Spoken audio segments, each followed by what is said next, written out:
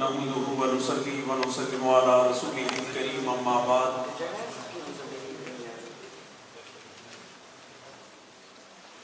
اعوذ باللہ من الشیطان الرجیم بسم اللہ الرحمن الرحیم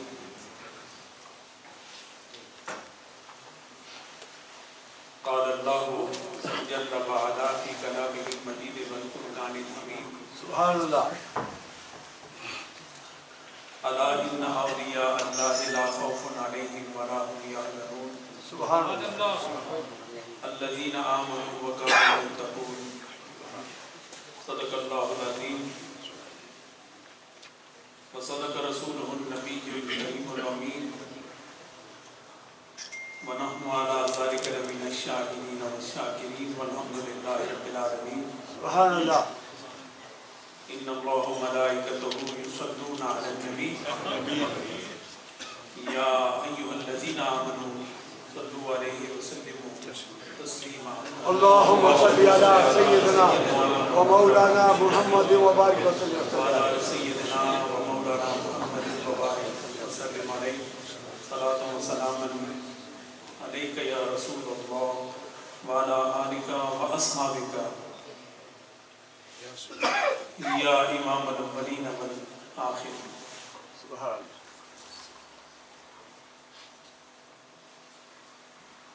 حاضرین و ناظرین و سامعین گرامی مرتبہ علماء ملت اسلامیہ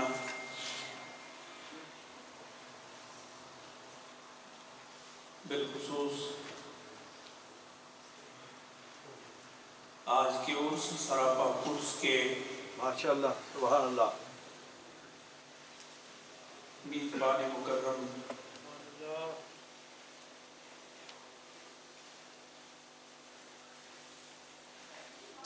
محسن اہل سنت ماشاء اللہ آبرو طریقت سبحان اللہ حضرت علامہ پروفیسر ڈاکٹر پیر محمد ساجد الرحمان صاحب سبحان اللہ ماشاء اللہ نفع اللہ المسلمین بہ ماشاء اللہ اللہ اکبر اللہ اکبر وسلم الرحمن الی یوم المیزان سبحان اللہ سجادہ نشین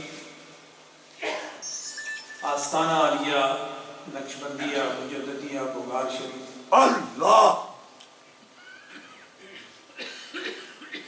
پہلا موقع ہے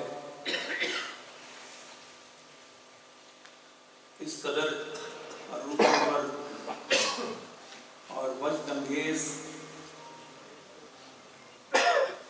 اور اس کی روحانی محفل میں ماشاء اللہ شرکت سے روح کو ایک کیف و سرور میسر آ رہا ہے اللہ سبحان اللہ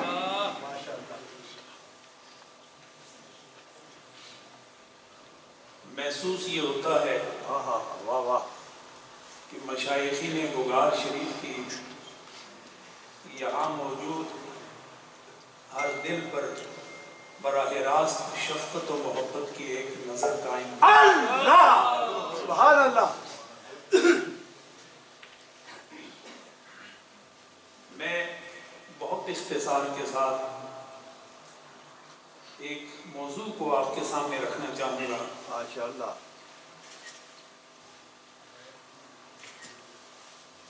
حضرت پیر صاحب کا حضور شیخ العالم رحمۃ اللہ تعالیٰ علیہ کے ساتھ ایک قلبی لگاؤ اور محبت و پیار کی وہ روحانی رسم قائم رہی، وہ آج بھی بڑی آب و تاب کے ساتھ موجود ہے۔ آستانہ عالیہ نہریہ شریف ہو یا خانقاہ مجددیہ بغار شریف ہو، سبحان اللہ اسے اگر محبتوں کا سکہ کہا جائے تو ایک رخ پر بغار شریف نظر آتا ہے اور دوسرے رخ پر نہریہ شریف نظر آتا ہے۔ سبحان اللہ سبحان اللہ اللہ اس سنت کو، اس پیار کو اور حضرت پیر صاحب کی شفقتوں کو اعلیٰ تمام قائم و دائم رکھے۔ سبحان اللہ آمین سبحان اللہ تھک گئے ہوں گے آپ بھی، اور کافی دیر سے یہ مجلس شروع ہے، اور اللہ اس لیے حاضر سبحان اللہ کہ دعائیہ مجلس میں شرکت ہو اور دل و روح کو طمانینت، قرار و کیف و سرور میسر آئے۔ ماشاء اللہ سبحان اللہ اللہ رب العزت نے ارشاد فرمایا الا ان اولیاء اللہ لا خوف علیہم ولا هم یحزنون، سبحان اللہ کہ خبردار اللہ کے دوست نہ انہیں کوئی خوف ہے نہ کوئی حزن ہے۔ ہیں کون؟ الذین آمنوا وکانوا یتقون، میرے دوستوں کا تعارف یہ ہے کہ وہ ایمان میں کامل ہیں اور تقوی میں اکمل ہیں۔ سبحان اللہ یار میرے ہوں، دوست میرے ہوں، ہاں ہاں ہاں واہ واہ اور دوستی کا معیار تم بناؤ تو یہ قابل قبول نہیں ہے۔ ہاں ہاں واہ واہ ہماری دوستی ہو تو اس دوستی کا معیار اور میزان ہم مقرر کرتے ہیں، سبحان اللہ اس میزان پر ہو، اس معیار پر ہو تو وہ ہمارا دوست ہے، وہ جگری یار ہے، سبحان اللہ وہ دنیا و دین میں ہمارا ساتھی ہے۔ تو یہ معیار دنیا دار اپنے لیے مقرر کرتے ہیں، تو خدا بھی اسی پیمانے سے بول رہا ہے، اسی مزاج میں بول رہا ہے کہ جس طرح تم اپنے لیے دوست منتخب کرتے ہو، ہاں ہاں ہاں اسی طرح ہم بھی اپنے دوستوں کا انتخاب کرتے ہیں۔ سبحان اللہ لیکن میری دوستی کا معیار تمہارے معیار سے مختلف ہے۔ بے شک بے شک میں نے ان کے لیے معیار رکھا ہے کہ وہ ایمان میں کامل ہوتے ہیں اور تقوی میں بھی کامل ہوتے ہیں۔ اللہ سبحان اللہ گلے میں گلابے ڈالنا یہ خدا کی دوستی کا معیار نہیں ہے۔ ماشاء اللہ لمبی لمبی موٹی موٹی وزنی تسبیحاں لٹکانا یہ معیار دوستی نہیں ہے۔ فرمایا دوستی کا معیار دیکھنا ہو میرے دوست میں تو اس کی صبح دیکھو تو نبی کا نور نظر آئے گا، شام کو دیکھو تو نبی کا نور نظر آئے گا۔ ہر میرے دوست میں، اس کے نشست و برخاست میں، اس کے اٹھنے اور بیٹھنے میں، اس کے سفر و حضر میں اگر میرے نبی کا نور نظر آئے تو اسے ہم اپنا دوست بنا لیا کرتے ہیں، اس لیے کہ اس کی اداؤں میں ہمیں اپنے محبوب کی ادا نظر آتی ہے، اور جس میں ہمیں اپنے محبوب کی ادا نظر آتی ہے اسے ہم اپنا محبوب بنا لیا کرتے ہیں۔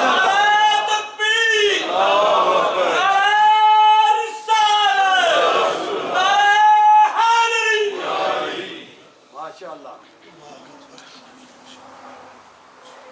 ایسے لوگ ہوں تو اللہ تعالیٰ انہیں مقام قرب پر باعث فرما کر اپنا خلیفہ منتخب کر دیتا ہے۔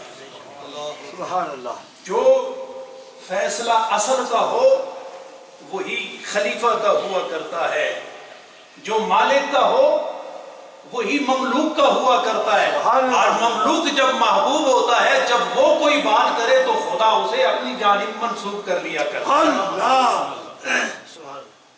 قرآن میں اللہ ارشاد فرماتا ہے اطیعوا اللہ و اطیعوا الرسول سبحان و اولی الامر منکم۔ توجہ چاہوں گا، سبحان اللہ اے ایمان والو اللہ کی اطاعت کرو، و اطیعوا الرسول اور رسول کی اطاعت کرو، سبحان اللہ و اولی الامر منکم، سبحان تم میں سے جو صاحب امر ہے اس کی اطاعت کرو۔ سبحان اللہ صاحب امر کون ہے؟ اور صاحب امر کے ساتھ الگ اطیعو کیوں نہیں لایا گیا؟ فرمایا صاحب امر ہوتا ہی وہ ہے جہاں اطاعت خداوندی اور اطاعت مصطفی جمع ہو جائے وہی خدا کی بارگاہ میں صاحب امر ہو جایا کرتا۔ اللہ اکبر صاحب امر کون ہے؟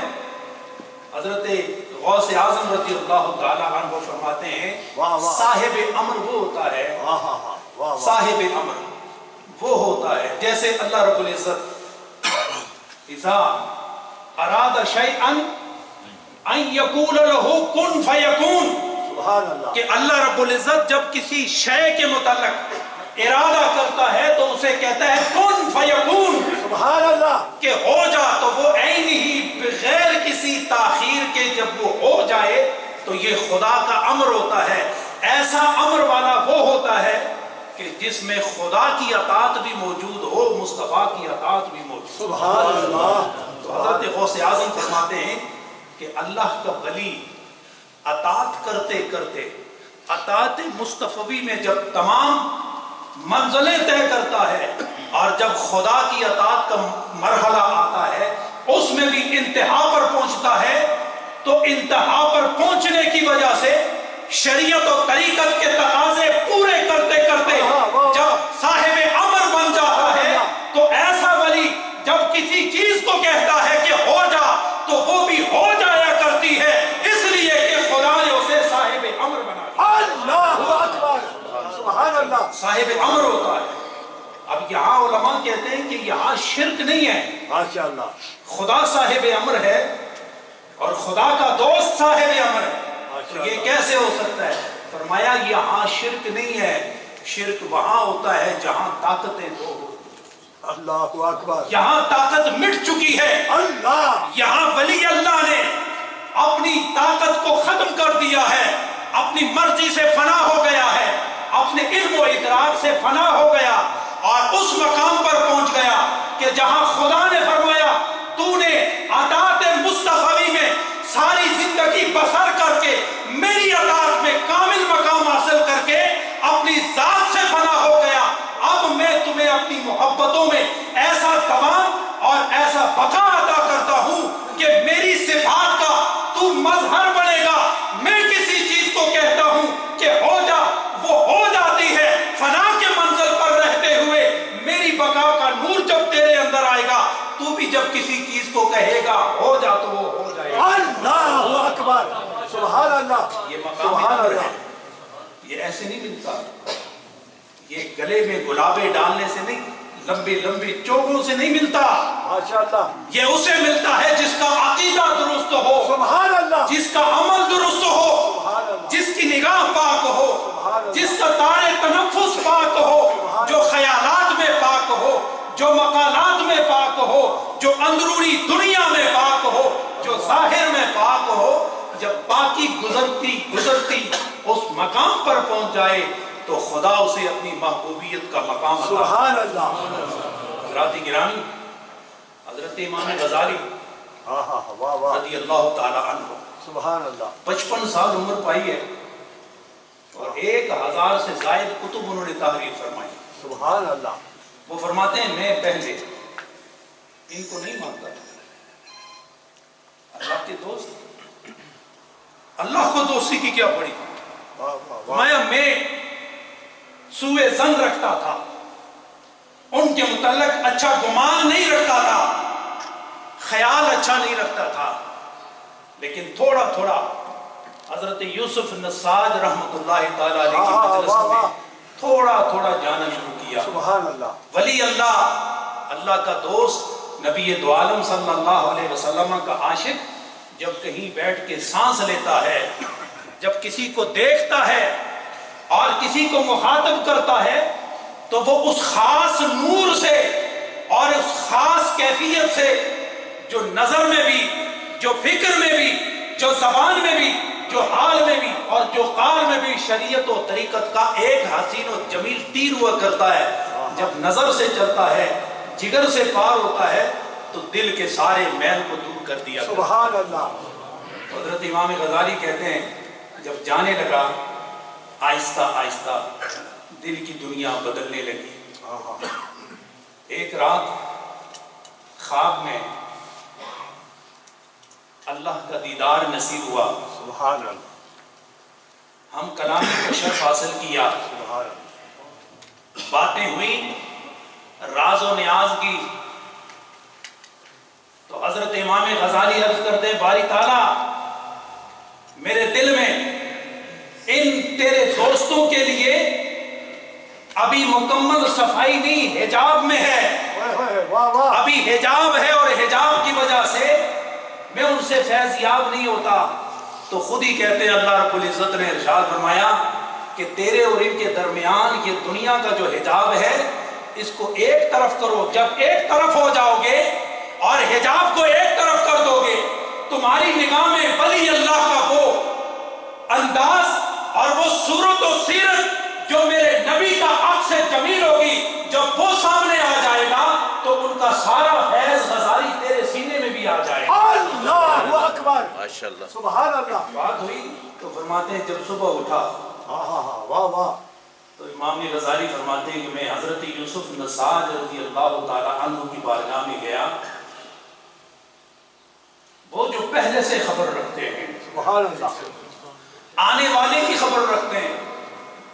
عرض کیا کہ میں نے رات کو خواب میں اپنے رب سے کلام کیا ہائے ہائے، واہ واہ، اور راز و نیاز کا تبادلہ ہوا، اور اللہ نے اپنے دوستوں کا تعارف کرایا، سبحان اللہ، اور آج جو میں آپ کے سامنے آیا ہوں دنیا کے سارے پردے گرا کے اپنا آپ کے سامنے پیش کرنے کے لیے حاضر ہو گیا ہوں۔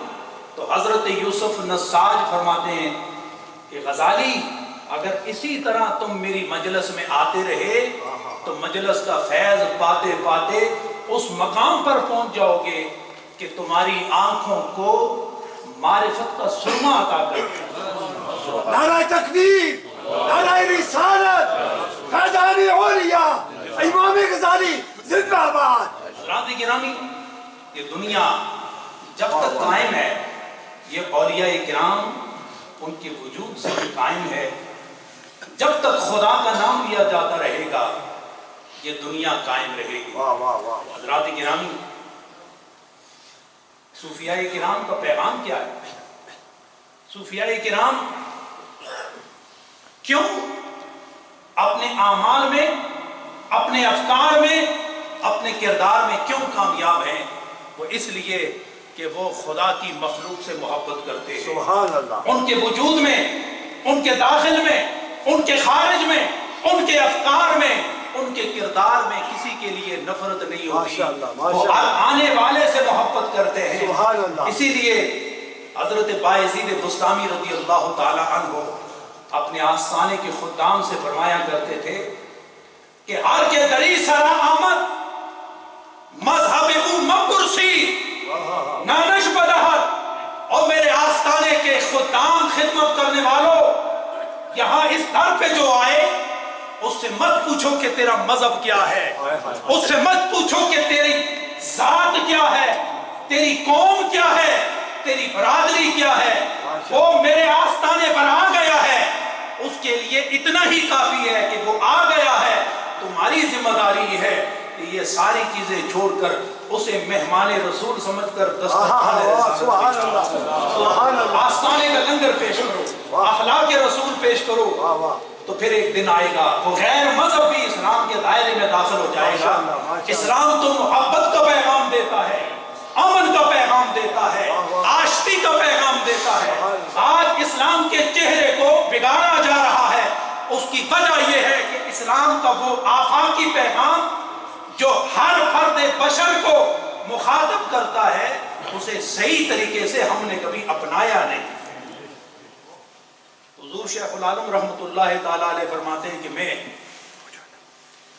محدث اعظم پاکستان مولانا سردار صاحب رحمۃ اللہ تعالی علیہ کی درس حدیث میں بیٹھا تھا، سبحان اللہ، تو یہ شریعت اور اس کے خلاف کرنے والے لوگ کی باتیں چلی، تو کسی نے کہا کہ آج کل پیروں نے ڈاکوؤں کا لباس پہن لیا ہے، استغفر اللہ، پیر ڈاکو ہو گئے۔ میں پیر؟ گھبراؤ نا، ماشاءاللہ، گھبراؤ نا۔ اس وقت 40-45 سال پہلے اگر یہ ماحول تھا تو پھر آج کے دور کا عالم کیا ہو؟ تو وہ کہنے لگے آج کل پیر بھی ڈاکو ہو گئے۔ تو آپ نے اس کو متنبع کر کے فرمایا ایسا نہیں ہے، پیر ڈاکو نہیں ہوتے ہیں، ماشاءاللہ، ڈاکوؤں نے پیروں کا لباس پہن لیا۔ بے شک، ماشاءاللہ، ڈاکوؤں نے پیروں کا لباس پہنا. اگر اس زمانے میں تھے تو آج کیا حال ہوگا؟ حضرات یہ دور میرے برادر اور میرے رفیق امیر جناب عمر حیات قادری صاحب نے بڑی زبردست باتیں کی ہیں، ماشاءاللہ. اور یہی حقیقت میں صوفیاء کا پیغام ہے اور یہی حقیقت میں اسلام کا پیغام ہے. ماشاءاللہ ماشاءاللہ. آج ہمارے عقائد پر جس دریدہ دہنی سے اور جس بے باکی و جرت سے حملے کیے جا رہے ہیں، باہر سے نہیں اندر سے ہی حملے کیے جا رہے ہیں. حضرات وہ صحیح العقیدہ علماء اور وہ صحیح العقیدہ صوفیاء جن کا دامن نصیب ہو جائے تو ان کی وجہ سے دنیا بھی حسین اور آخرت بھی محفوظ ہو سکتی ہے. حضرت امام بصری رضی اللہ تعالی عنہ سے کسی نے پوچھا کہ اے امام بصری، دنیا پہ نظر رکھنے والے اور آخرت پہ نظر رکھنے والے اور دنیا اور حیات کی حقیقت سمجھنے والے اتنا بتائیں کہ دوستی کے قابل کس کو سمجھا جائے؟ ہائے ہائے ہائے، واہ واہ. ہم کس کو دوست بنائیں؟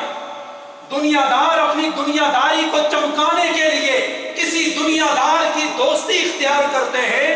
ہم اہل روحانیت آپ کا لنگر کھانے والے اگر ہم دوستی اختیار کریں تو کس کی دوستی اختیار کریں؟ تو آپ نے فرمایا دوستی اختیار کرنی ہو تو پھر دیکھو وہ شخص جو تمہیں آخرت میں فائدہ دے اس کی دوستی اختیار کرو. سبحان اللہ. یہ صوفیاء کرام جو عقیدے کا پرچار کرتے ہیں، عقیدے کے تحفظ کی ضمانت فراہم کرتے ہیں اور اعمال کی اصلاح کرتے ہیں، دنیا اور دنیا کے جمیلوں سے نکال کر یا تو در مصطفیٰ دکھاتے ہیں یا در خدا دکھاتے ہیں. یہی وہ صوفیاء کرام ہیں جو عقائد کو بھی مضبوط کرتے ہیں اور اعمال کی اصلاح بھی فرماتے ہیں. اللہ اکبر. سبحان اللہ. آج کل کتنا خوفناک مرحلہ ہے. ابھی میں پیر صاحب سے بات کر رہا تھا، انہوں نے بھی ارشاد فرمایا اپنے آپ کو 2 حرف پڑھنے والے، ذات پر فخر کرنے والے، صحابہ کرام اور اہل بیت کے درمیان حکم بننے کی کوشش کرتے ہو، جج بننے کی کوشش کرتے ہو.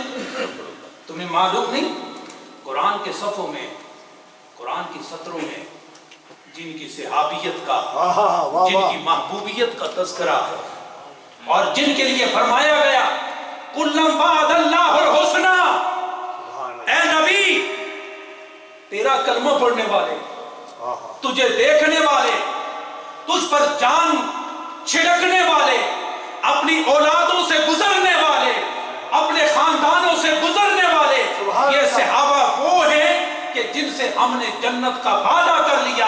اب جو بھی تیرا صحابی ہے وہ جنتی ہے اس لیے کہ ہم تیرے سبب سے انہیں جنت عطا کریں. اللہ اکبر. سبحان اللہ سبحان اللہ. یہ مقام کس سبب سے ملا؟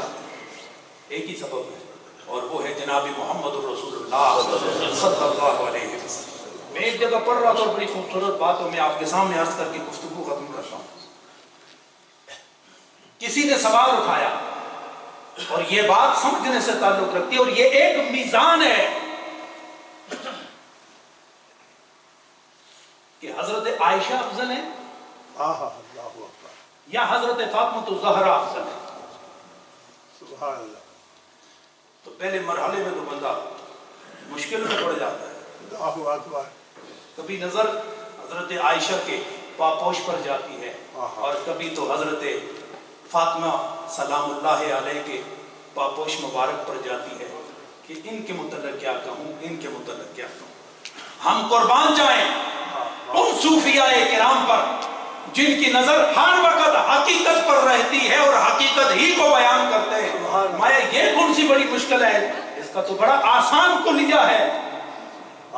جب حضرت عائشہ کو دیکھو کہ وہ بیٹی کس کی ہے، اللہ اکبر. حضرت عائشہ کو دیکھو کہ وہ بیٹی کس کی ہے، پھر دوسری طرف دیکھو کہ حضرت فاطمہ بیٹی کس کی ہے. اللہ اکبر. اور اگر باپ ہونے پر فیصلہ کرنا چاہو تو چونکہ وہ محمد عربی کی بیٹی ہے، اس بیٹی کی حیثیت سے حضرت فاطمہ حضرت عائشہ سے افضل ہے، اور اگر بیوی ہونے کے اعتبار سے دیکھنا چاہو تو حضرت عائشہ ام المومنین ہیں، حضور صلی اللہ علیہ وسلم کی زوجہ محترمہ ہے، اور حضرت فاطمہ حضرت علی المرتضیٰ کی زوجہ ہیں، اور جب ان کا تقابل کرو تو بلا شبہ وہ علی ہے اور یہ نبی ہے، یہ نبی الانبیاء ہے، ان سے منسوب ہونے والا ہر ایک سے افضل ہے۔ تو جب ادھر دیکھو گے تو حضرت عائشہ ام المومنین ہے، وہ حضرت فاطمہ سے افضل نظر آئے۔ اللہ اکبر۔ کیوں؟ یہ فضیلتیں در رسول سے آل رسول کو بھی ملی ہے اور صحابہ رسول کو بھی ملی ہے، سبحان اللہ۔ اور اسی لیے میرے نبی نے ارشاد فرمایا احبوا اہل بیتی، سبحان اللہ۔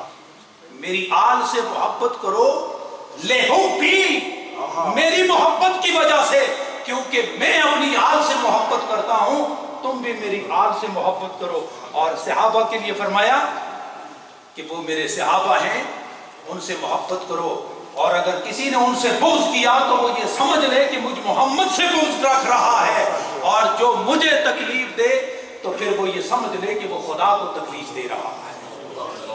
بڑا آسان فیصلہ ہے۔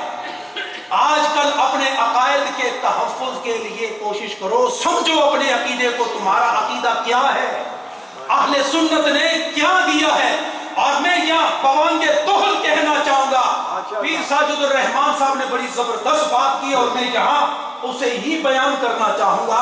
آپ فرماتے ہیں کچھ بھی نہ کرو، تمہیں تمہارے اسلاف نے جو عقیدہ دیا ہے، واہ واہ، تمہیں تمہارے اسلاف نے جو عقیدہ دیا ہے، وہی عقیدہ اپنی آل اولاد کو دے دو، تمہاری نجات ہو گئی۔ سبحان اللہ۔